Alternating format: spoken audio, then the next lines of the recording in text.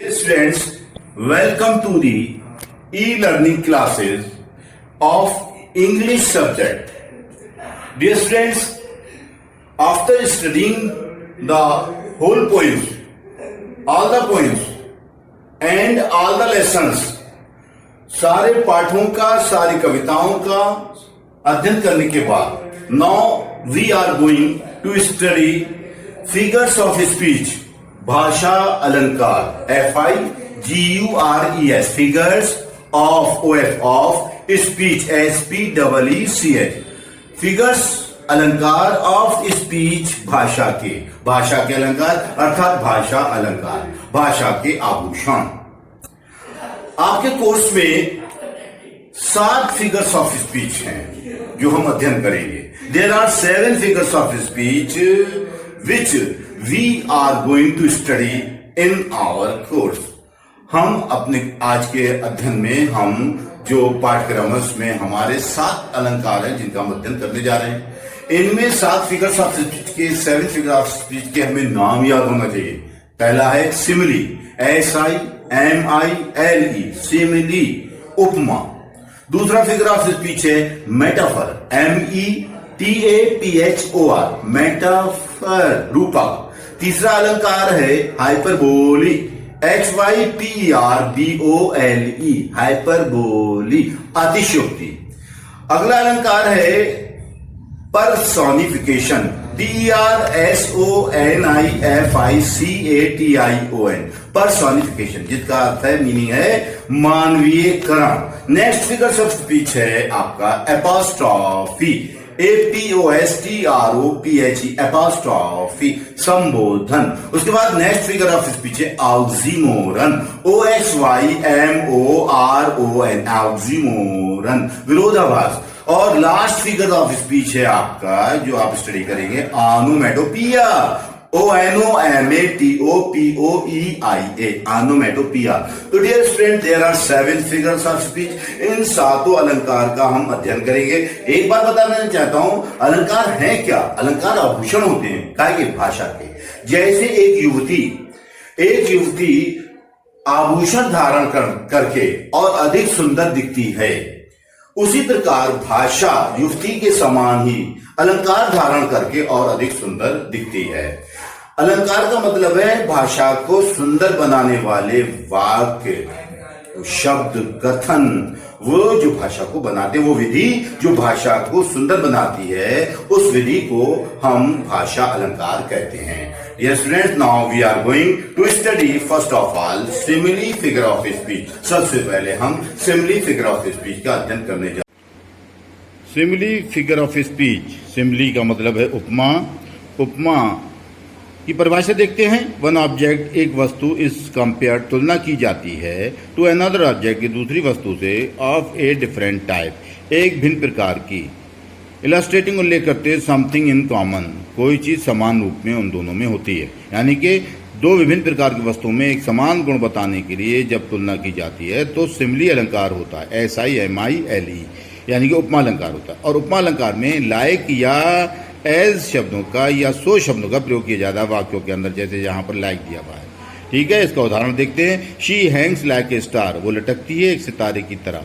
यानी कि पालकी के लटकने, शी यहाँ पालकी के लिया, और सितारे के लटकने में समानता जो पाई गई उस लटकने की अवस्था को दर्शाने के लिए दो विभिन्न प्रकार की वस्तु में जो अवस्था लटकनी वो समान है, तो इसलिए यहाँ पर सिमिली अलंकार हुआ। अगर एक जैसी वस्तुएं होती तो सिमिली अलंकार नहीं होगा। जैसे मोहन इज लाइक सोहन, यहाँ कोई अलंकार नहीं है, लेकिन Mohan is like a line, यहाँ पर सिमिली अलंकार है क्योंकि मोहन अलग प्रकार का है और लाइन अलग प्रकार का है। Dear students, okay. कर्सेस और like chickens they come home to roast.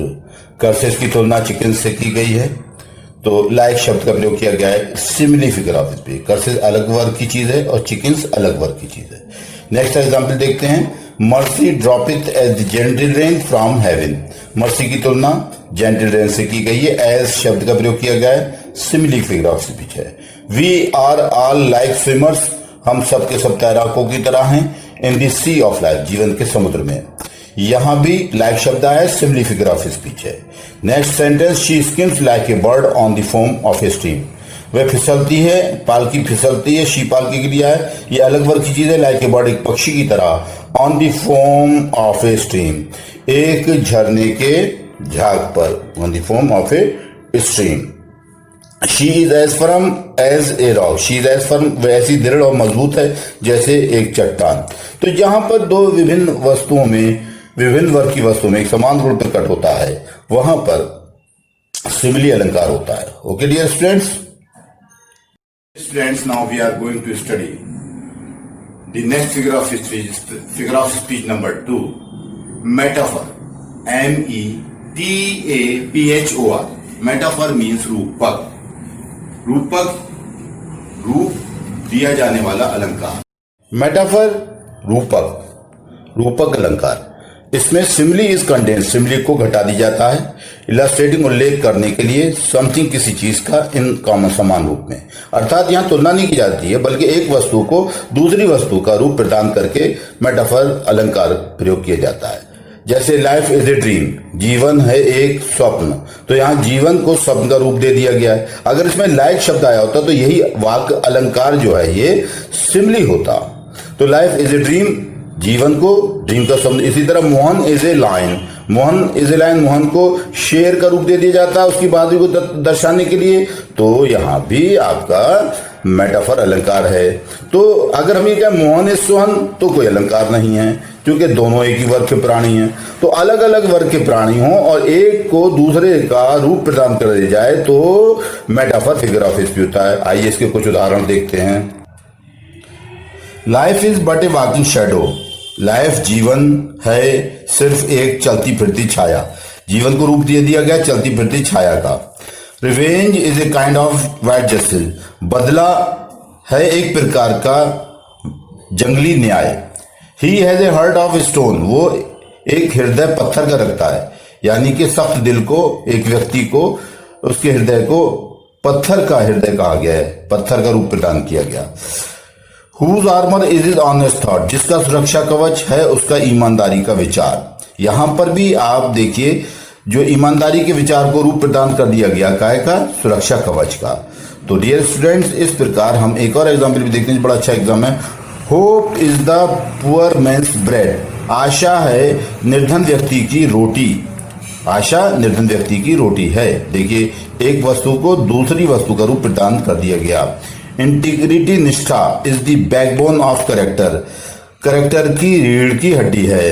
तो इस प्रकार हम देखते हैं मेटाफर में एक वस्तु को दूसरे वस्तु का रूप प्रदान किया जाता है। Okay dear students, now we are going to study another figure of speech, figure of speech number 3, hyperbole. HYPERBOLE, hyperbole. Let us see. Hyperbole, HYPERBOLE, अतिशयोक्ति।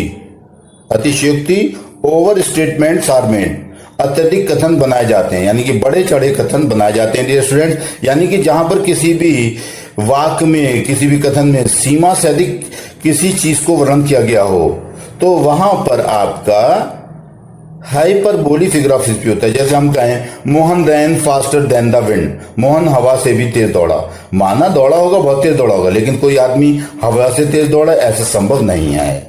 तो यहां एक और एग्जाम्पल देखते हैं। बेलिंडा स्माइल्ड, बेलिंडा मुस्कुराई, and all the world was gay, और सारी दुनिया खुश हो गई थी। गे मानी खुश, प्रसन्न। अब देखिए बेलिंडा कोई खूबसूरत लेडी थी, उसकी मुस्कुराहट बहुत अच्छी थी, जो उसके आसपास लोग खड़े होते थे उसकी मुस्कुराहट देखकर खुश हो जाते थे।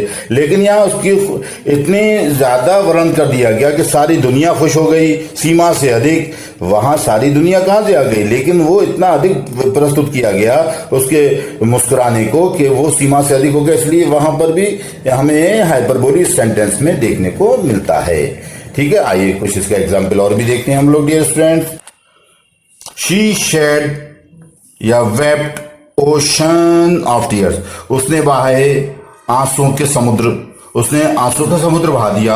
अब यहां पर एक महिला के रोने को इतना अधिक वर्णन कर दिया गया कि जो विश्वास से बाहर है, इसलिए यहाँ हाइपरबोली हुआ। They build the Nations pillars deep, उन्होंने निर्माण किया राष्ट्र के स्तंभों का गहराई तक। एंड लिफ्ट देम, और उन्हें उठा दिया ऊंचा, टू द स्काई, आकाश तक, बहुत गहराई तक और ऊंचाई तक। इतना ज्यादा बयान किया गया है कि वो अविश्वसनीय है, तो इसलिए यहाँ पर हाइपरबोली अलंकार हुआ। The waves rose mountains high, लहरें उठी माउंटेन्स हाई, पर्वतों की ऊंचाई तक। तो यहाँ भी हमें लहरों के उठने को अत्यधिक रूप से हमारे सामने वर्णन किया गया है, इसलिए यहाँ भी जो है वो आपका हाइपरबोली है। इसी प्रकार all the perfumes of Arabia, अरब की सारी सुगंधें, विल नॉट स्वीटन, सुगंधित नहीं कर पाएंगी, दिस लिटिल हैंड, इस छोटे से हाथ को। तो डियर स्टूडेंट, सारी दुनिया की खुशबुएं एक छोटे से हाथ को सुगंधित नहीं कर पाएंगी, मधुर सुगंध नहीं दे पाएंगी। ये जो है वो एक जरूरत से ज्यादा किसी बात को वर्णन किया गया, इसलिए यहाँ हाइपरबोली है। ठीक है dear students, now we are going to study another figure of speech, personification. Personification PERSONIFICATION, personification मानवीयकरण। Let us see. Personification figure of speech, मानवीयकरण अलंकार। पर्सोनिफिकेशन की स्पेलिंग देखिए, PERSONIFICATION। इसमें क्या होता है, निर्जीव वस्तुओं को जो बेजान होती हैं, उन निर्जीव वस्तुओं को ऐसे उनके साथ व्यवहार किया जाता है जैसे वो जानदार हों। इनएनिमेट ऑब्जेक्ट्स, निर्जीव वस्तुएं, आर ट्रीटेड, उनके साथ व्यवहार किया जाता है एज एनिमेट वंस, जैसे वो जानदार वस्तुएं हों। जैसे let not ambition mock their useful toil, अभिलाषा को हंसी नहीं उड़ाने दो उनके लाभदायक परिश्रम की। अब महत्वाकांक्षा को यहाँ ऐसे प्रस्तुत किया गया जैसे कोई मनुष्य है, महिला है और वो किसी का मजाक उड़ा रही है। जब किसी निर्जीव वस्तु को ऐसे प्रस्तुत किया गया हो जैसे वो सजीव हो और कोई गतिविधि कर रही हो, कोई एक्टिविटी कर रही हो, तो वहां पर हमें पर्सोनिफिकेशन अलंकार देखने को मिलता है। और एक खास बात यह है कि जो भी पर्सोनिफिकेशन के लिए जो भी वर्ड जो है वो यूज किया जाएगा, उसका पहला अक्षर बड़ा बना होगा, जैसे एम्बिशन का ए कैपिटल। इसी तरह एक और उदाहरण बता रहा हूं, मौखिक। Truth sits upon the lips of a dying man, truth सच्चाई बैठ जाती है। यहाँ ट्रुथ को ऐसे बयान किया है जैसे कोई मधुमक्खी उड़कर आई और बैठ गई। Truth sits upon the lips, होंठों पर बैठ जाती है, ऑफ ए डाइंग मैन, एक मरने वाले आदमी के।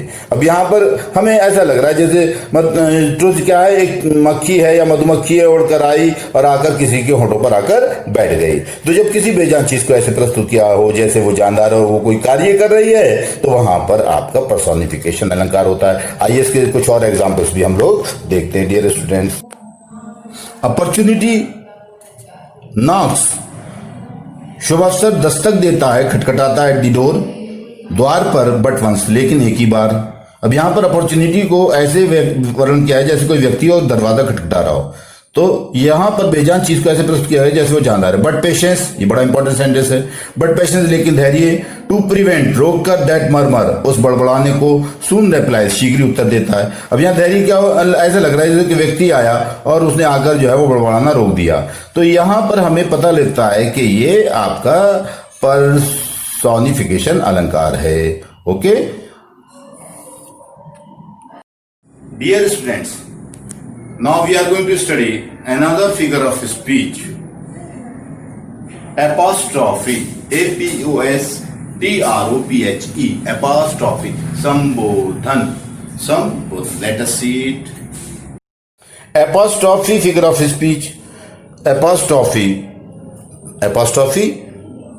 संबोधन अलंकार, APOSTROPHE।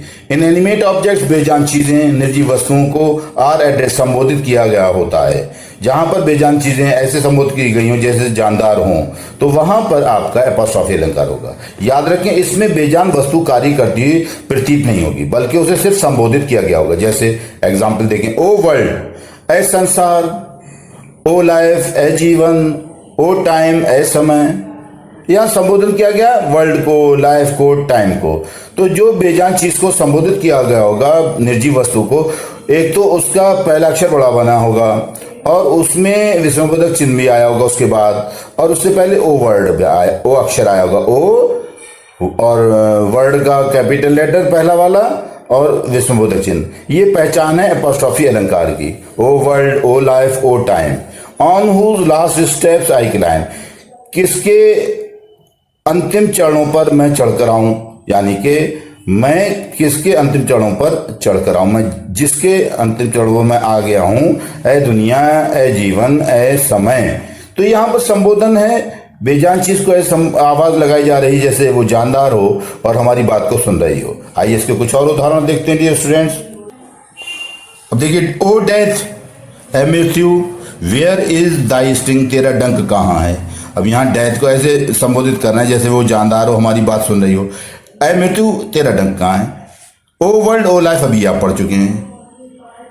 जजमेंट, निर्णय, thou art fled to brutish beasts, अब यहाँ जजमेंट को संबोधित किया गया। कभी कभी ओ वर्ड नहीं भी दिया होता है। तो डियर स्टूडेंट्स, हमें ये जरूर देख लेना है कि इन तीन चीजों में से, संकेतों में से कोई दो संकेत अवश्य हों। तो वहां पर आपका दो कौन से संकेत, ओ का प्रयोग और जो शब्द जिसको सजीव बनाया जा रहा है, निर्जीव को संबोधित किया जा रहा है, उसका पहला अक्षर बड़ा हो, और तीसरा संकेत जो है वो विस्मयबोधक चिन्ह, एक्सक्लेमेशन साइन होना चाहिए। इन तीन में से दो चीजें अवश्य होना चाहिए। तीन है तो ही हैं, लेकिन दो चीजों का होना जरूरी है। Okay dear students.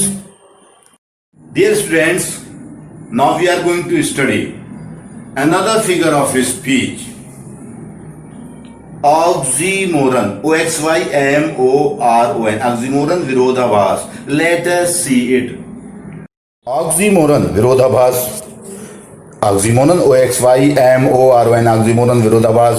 इसमें दो विरोधी शब्दों को एक साथ रखा गया होता है, दो विरोधी विचारों को एक साथ रखा गया होता है। ऐसा कथन जिसमें दो विरोधी शब्द या दो विरोधी विचार एक साथ आए हों, वहां पर ऑक्सीमोरन अलंकार होता है। जैसे तेज हल्का, हल्का तेज, तो इस तरह के अपोजिट वर्ड्स, विलोम शब्द या विपरीत शब्द और स्टेटमेंट्स अथवा कथन आर मेड बनाए जाते हैं। यानी कि जहां हमें विरोधी शब्द या विरोधी विचार एक साथ देखने को मिलेंगे, वहां पर आपका ऑक्सीमोरन। उदाहरण देखते हैं, लाइफ इज बिटर स्वीट, जीवन है खट्टी मीठी, कड़वी मीठी, या जीवन को जो है कड़वा भी बताया जा रहा है, मीठा भी बताया जा रहा है। तो यहाँ पर दो विरोधी शब्द आए हैं, इसलिए आपका ऑक्सीमोरन अलंकार हुआ। अब एक और उदाहरण मैं आपको एक पॉइंट का मौखिक बता रहा हूँ, एंड हैविंग नथिंग, और कुछ ना रखकर ही है ताल, उसके पास सब कुछ है। एक तरफ हम कह रहे हैं उसके पास कुछ भी नहीं है, और दूसरी तरफ डियर स्टूडेंट्स कह रहे हैं उसके पास सब कुछ है। तो जहाँ विरोधाभास होगा, जहाँ दो विरोधी विचार होंगे, वहां पर ऑक्सीमोरन अलंकार होगा। आइए इसके कुछ उदाहरण और भी देखते हैं हम लोग dear student. Fair is foul and foul is fair. अब फेयर इज फाउल और फाउल इज फेयर, अब दो विरोधी विचार एक साथ आ गए। ओ हैवी लाइटनेस, हैवी भी कह रहे हैं, लाइटनेस भी कह रहे हैं। सीरियस वैनिटी भी, सीरियस भी कह रहे हैं, वैनिटी भी कह रहे हैं। तो विरोधी शब्द या विरोधी विचार एक साथ आते हैं तो आपका ऑक्सीमोरन अलंकार होता है। एक और उदाहरण देखते हैं, my friend is regularly irregular, regularly भी कह रहे हैं और इरेगुलर भी कह रहे हैं। इसी तरह he is an innocent criminal, innocent भी कह रहे हैं और क्रिमिनल भी कह रहे हैं। इसी प्रकार this is an open secret, open भी कह रहे हैं और सीक्रेट भी कह रहे हैं। ठीक है dear students. Dear students, now we are going to study the last figure of speech, onomatopoeia, ONOMATOPOEIA, onomatopoeia, ध्वन्यात्मक। Let us see it. Onomatopoeia, ONOMATOPOEIA, ध्वन्यात्मक, जहां ध्वनि का आभास हो, जहां ध्वनि आती हुई प्रतीत हो, वहां पर ऑनोमैटोपिया फिगर ऑफ स्पीच होता है। जैसे साउंड इफेक्ट्स, ध्वनि प्रभाव आर प्रोड्यूस, उत्पन्न किए जाते हैं। जहाँ ध्वनियों का आभास हो, जैसे ट्रिंग ट्रिंग, टन टन, इस तरह की ध्वनियाँ जो हैं वो हमें बताती हैं यहाँ ऑनोमैटोपिया अलंकार है। एग्जाम्पल में देखते हैं, I hear water lapping on the crack, मैं सुनता हूँ पानी की छप छप को ऑन दी क्रैक, चट्टान पर। तो यहाँ छप छप ध्वनि आ रही है शब्दों में, तो यहाँ पर आपका ऑनोमैटोपिया अलंकार हुआ। तो और कुछ उदाहरण भी इसके देखते हैं dear student. I hear humming of bees, मैं मधुमक्खियों की भिनभिनाहट को सुनता हूँ। हमिंग, भिनभिनाहट, ये ध्वनि है, भिनभिनाहट। ठीक है डियर स्टूडेंट।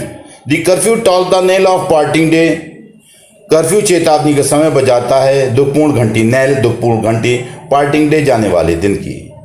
सोर्ड्स तलवारें, क्लैंग्ड एंड गन्स बूम्ड, सोर्ड्स तलवारों की टकराव की आवाज, एंड गन्स और बंदूकों की तड़तड़ की आवाज। ये यहाँ पर हमें ऑनोमेटोपिया अलंकार का आवाज कराते हैं। द स्नेक्स आर हिजिंग, सांप फुफकार रहे हैं, and the bees are buzzing, और मधुमक्खियां भिनभिना रही हैं। तो यहाँ हमें फिगर ऑफ स्पीच ऑनोमेटोपोइया दिखलाई पड़ता है। ओके डियर स्टूडेंट्स, ये आपके सारे अलंकार हो गए समाप्त आपके। अब जो आपको मैं बताने जा रहा हूँ डियर स्टूडेंट्स, ये क्वेश्चन अब आपका पहले तो 2 अंक का आता था, लेकिन अब आपका ये 4 अंक का आता है, ठीक है ना। 4 अंक का ये सवाल आता है आपका, तो इसको आप बहुत अच्छी से तैयार करेंगे, क्योंकि 2 नंबर की इसकी डेफिनेशन होती है 2 मार्क्स की, और इसी डेफिनेशन के साथ आप जो एग्जाम्पल लिखते हैं वो भी 2 मार्क्स का है। तो 2 + 2 = 4, 4 अंक हुए निर्धारित। ये आपके 2 अलंकार दिए होंगे, उनमें से किसी एक अलंकार की परिभाषा आपसे लिखने को कहा जाएगा डियर स्टूडेंट्स, ठीक है। तो इस प्रश्न के अंतर्गत इस प्रश्न पत्र में किसी एक दिए फिगर ऑफ स्पीच की परिभाषा उदाहरण सहित लिखनी होती है। 2 भी हो सकते हैं, या एक ही दिया हो तो एक भी हो सकता है। आपको उसकी परिभाषा लिखना है और उसका एक उदाहरण, कम से कम एक उदाहरण आपको लिखना है, ठीक है dear students. That's all. Figures of speech यहीं समाप्त होते हैं।